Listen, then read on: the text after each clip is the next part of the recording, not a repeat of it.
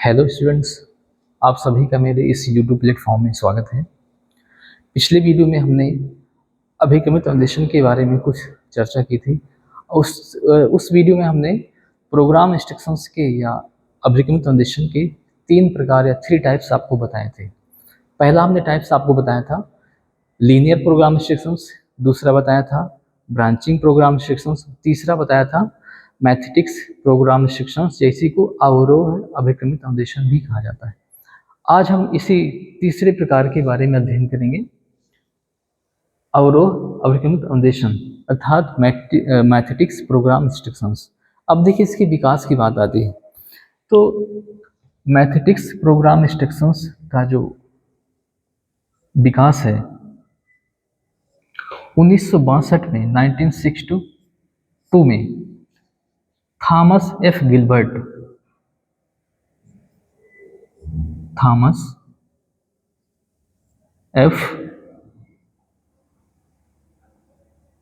Gilbert ने इसका विकास किया था। और यदि शब्द है जो मैथमेटिक्स शब्द है ये यूनानी भाषा के मैथिन से लिया गया है। इसका जो विकास है वो यूनानी भाषा के मैथिन से हुआ है, जिसका अर्थ होता है सीखना। तो मैथमेटिक्स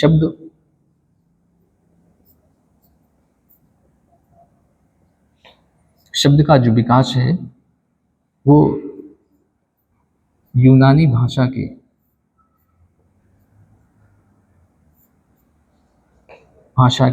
मैथिन शब्द से हुआ है। मैथिन शब्द से हुआ है, जिसका अर्थ होता है सीखना। जिसका अर्थ होता है सीखना। एक बार फिर से समझ लीजिए, मैथमेटिक्स अभिक्रमित अन्वेषण में का जो विकास है वो 1962 में थॉमस एफ गिलबर्ट नामक ने इसका विकास किया था। और ये जो मैथमेटिक्स शब्द है वो यूनानी भाषा के मैथिन से दिया गया है, जिसका अर्थ होता है सीखना। अर्थात इस अन्वेषण का तात्पर्य समूह के जटिल व्यवहार के विश्लेषण एवं पुनर्निर्माण हेतु पुनर्वलन के सिद्धांतों के उस सुव्यवस्थित प्रयोग से है जो विषय वस्तु में निपुणता अर्जित करता है या निपुणता बताता है। अर्थात कहने का अर्थ यह है कि किसी समूह को यदि कोई चीज़ सीखने के लिए दे दी जाए या कोई विषय वस्तु सीखने के लिए दे दी जाए तो उसमें उसका जो व्यवहार है वो कैसे अनुक्रिया करेगा, और अनुक्रिया करने के पश्चात यदि वो अपने अनुभवों का पुनर्निर्माण करना चाहता है तो ऐसे कौन कौन से सिद्धांत हैं या पुनर्वलन के या रेनफोर्समेंट के ऐसे कौन कौन से सिद्धांत हैं जिनका प्रयोग करके उस विषय वस्तु में वो निपुणता अर्जित करेगा।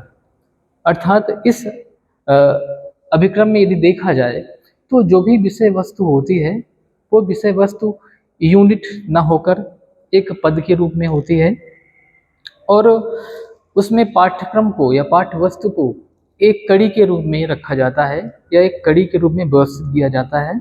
और जो भी पाठ्यक्रम है उसको इस तरह से व्यवस्थित किया जाता है कि प्रारंभिक पद को अंतिम पद के रूप में उसका अध्ययन करने के लिए या उसमें निपुणता अर्जित करने के लिए व्यवस्थित किया जाता है।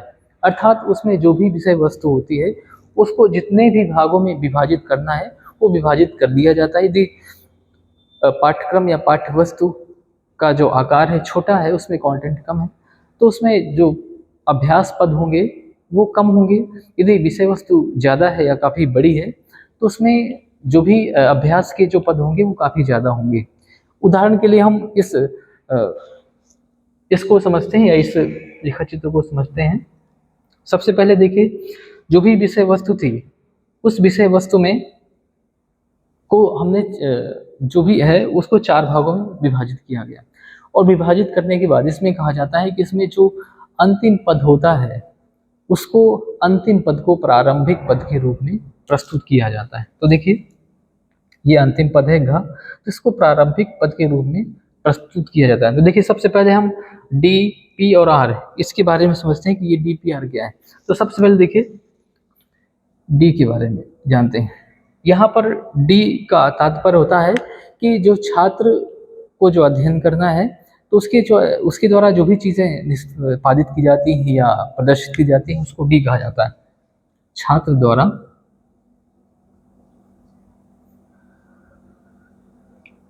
निष्पादित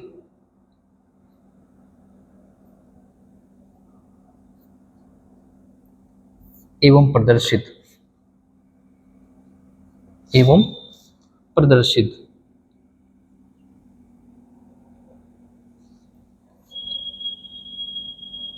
पी पी का अर्थ है अनुदेशक या प्रोग्रामर।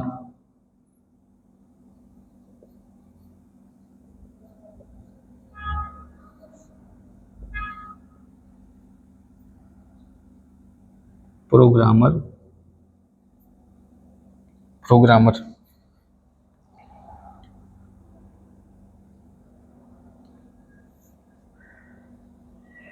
आर का अर्थ है उन्मुक्त, या कहीं ना कहीं छात्र जिन पदों पर क्रिया कर चुका है या अनुक्रिया कर चुका है वो, तो अनुक्रिया के लिए उन्मुक्त।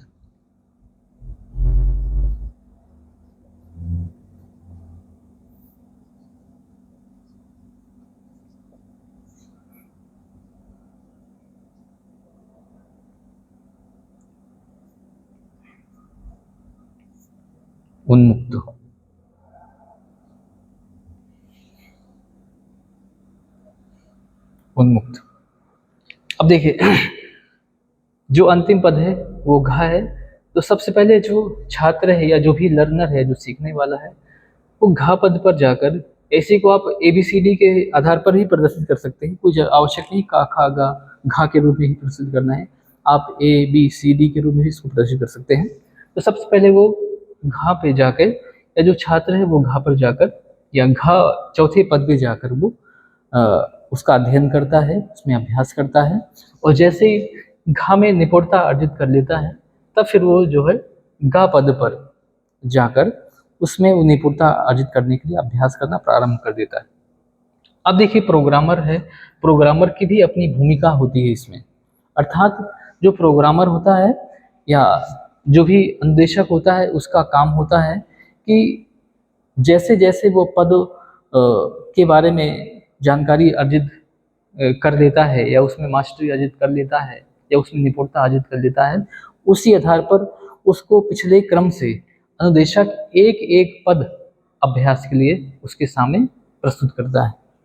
तो सबसे पहले उसने घा में अभ्यास किया, उसमें उसने निपुणता अर्जित कर ली, फिर जो प्रोग्रामर है या जो अनुदेशक है उसको गा पद देता है, या जो तीसरा पद है वो उसको अध्ययन करने के लिए या उसमें अभ्यास करने के लिए प्रस्तुत करता है, तो उसमें वो अभ्यास करता है और निपुणता अर्जित करता है। फिर उसके बाद अगले स्टेप में जो खा पद है या जो दूसरा पद है, अनुदेशक उस दूसरे पद में उसको अभ्यास करने के लिए कहता है, और छात्र जो है या जो छात्र है उसमें वो निपुणता अर्जित करता है, और इसी तरह से वो धीरे धीरे सभी चारों पदों में निपुणता अर्जित कर लेता है।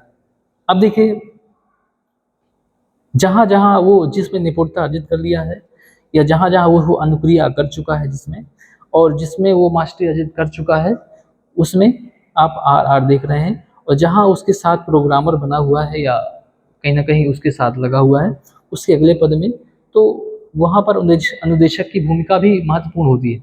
इसके लिए कहा जाता है कि इस अभिक्रम में जो अनुदेशक होता है, जहाँ कहीं भी किसी छात्र को कोई समस्या आती है तो अनुदेशक उसकी पूरी सहायता करता है, हर तरह से उसकी हेल्प करता है, और उसी तरह फिर वो धीरे धीरे अपने अभ्यास के या अपनी योग्यता के अनुरूप वो धीरे धीरे अभ्यास करता हुआ अपने अंतिम पद, जिसको प्रारंभिक पद के रूप में देखा जाता है, उसमें आगे बढ़ता जाता है और निपुणता अर्जित कर लेता है। अब इसके बारे में यदि थोड़ा और विस्तार से जाने समझें तो मैथमेटिक्स अभिक्रम अन्वेषण, यदि पद बाई पद इसका हम अध्ययन करें या इसको जानने का प्रयास करें, तो सबसे पहले स्टेप बाय स्टेप ये एक पद से दूसरे पद की ओर छात्र कैसे बढ़ा, इसको हम समझते हैं। तो आप हेडिंग डाल सकते हैं सीखने के पद या स्टेप्स ऑफ लर्निंग। सीखने के पद।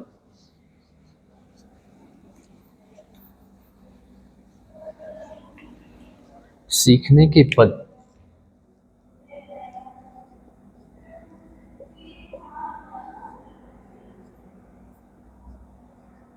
पद। अब देखिए सबसे पहले स्टेप में वो क्या करता है कि छात्र सर्वप्रथम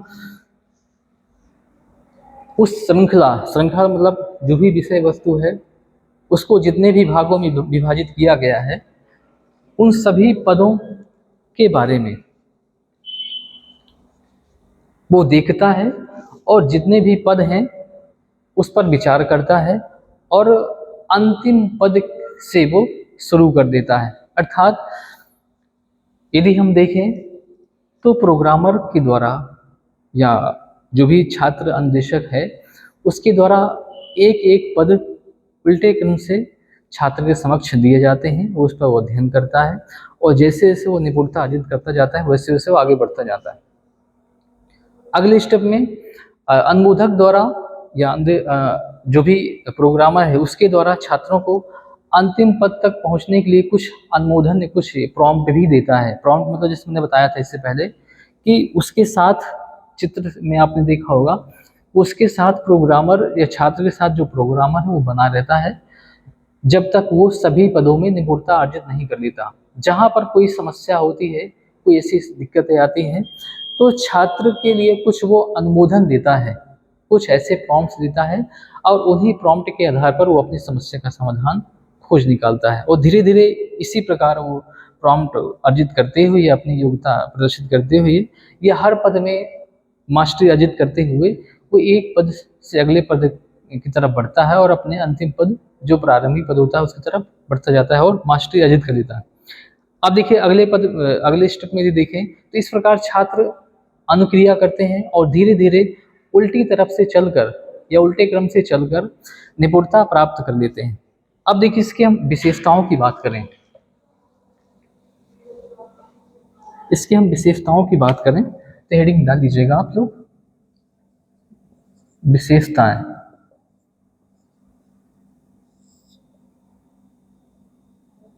विशेषताएं या characteristics of mathematics program instructions. अब देखिए इसकी विशेषता ये है सबसे पहले कि इसमें जो भी छात्र है या जो भी सीखने वाला है या लर्नर है उसमें शिक्षण का विस्तृत विश्लेषण करता है और अधिगम प्राप्त करने के लिए वो आंतरिक रूप से प्रेरित होता है, अभिप्रेरित होता है। पहला। दूसरी विशेषता इसकी है, इसमें मैंने बताया था कि इसमें जो भी यूनिट होती है वो पद ना होकर क्या होती हैं, इकाई फ्रेम ना होकर क्या होती है, एक अभ्यास होता है। मैंने बताया जो भी सामग्री इसमें होती है उस सामग्री को यदि बड़ी है तो फिर उसके कई पद हो जाएंगे, कई फ्रेम हो जाएंगे, कई भाग में उसको विभाजित कर दिया जाएगा। यदि सामग्री छोटी है तो उसको उतने ही क्रम में विभाजित करके उसको जो है अभ्यास पद के रूप में उसको विभाजित करके उसको प्रस्तुत किया जाता है, उसको उसका निर्माण किया जाता है। तो इसमें जो भी इकाई फ्रेम है वो इकाई फ्रेम ना होकर इसमें अभ्यास या समस्या होती है, अर्थात एक समस्या के रूप में छात्र विभिन्न पदों को का अध्ययन करता है। उसको बताया जाता है कि ये आपके सामने ये समस्या है, वो इसको एक समस्या के रूप में देखकर इसका अध्ययन करना और इसमें मास्टरी अर्जित करना है, इसमें निपुणता अर्जित करनी है। नेक्स्ट इसमें बताया था कि ये जो व्यवस्था है या जो अवरोह विकल्प अन्वेषण है इसमें जो श्रृंखला है, इसमें जो श्रृंखला है वो आरोही श्रृंखला सिद्धांत का उपयोग किया था। आरोही मतलब उल्टे तरफ से चलकर अपने प्रारंभिक स्तर तक वो पहुंचता है। अगली विशेषता इसकी है कि इस श्रृंखला के अंतर्गत जो 3 मूलभूत सोपान होते हैं, कौन कौन 3 मूलभूत सोपान इससे कौन कौन होते हैं, तो देखिए होता है, पहला होता है इसका जो सोपान वो होता है प्रदर्शन।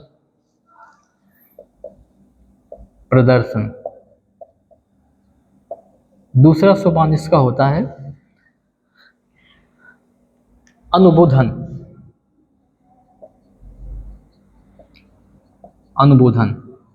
और तीसरा इसका जो सोपान होता है होता है उन्मुक्ति। तीसरा होता है उन्मुक्ति। उन्मुक्ति, अब देखिए तीनों के बारे में समझ लीजिए कि इसमें जो भी विषय वस्तु है वो स्पष्ट प्रदर्शित होती है।